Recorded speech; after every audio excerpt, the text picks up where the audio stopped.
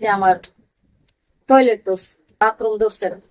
পরে বলতেছে এইখানে তো রাস্তাঘাটে কোনো বাথরুম নাই, দিয়ে আশেপাশে বাড়ি ঘর পাইলে তোমার আমি নামাই দেব, তুমি বাথরুম করে আসি। পরে অনেক দূর যাইতে যেতে প্রায় আধা ঘন্টার মতন গেছি, যাইতে যেতে যেতে যেতে পরে একটা বাড়ি পাইছি পরে ওই লোকে বলতেছে ওই বাড়িতে যাও। পরে আমি গাড়ি থেকে নাইমা ওই বাড়িতে গেছি, মূলত বাথরুম করার জন্য গেছি না, মানে পলায় যাইবার জন্য আর কি গেছি। তা আমি নাইমা সুন্দর করে চিপা দিয়া পলায় বাসায় আয়া করছি। বাসায় আয়া পড়ছি দিয়ে আমার বান্ধবীরা এখনো আসে না।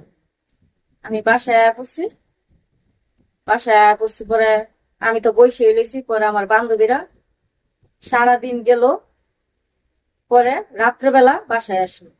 সারাদিন যাওয়ার পরে বিকাল 5টার পরে বাসায় আসলো। আসার পর বলছে কি রে তুই কখন আসলি?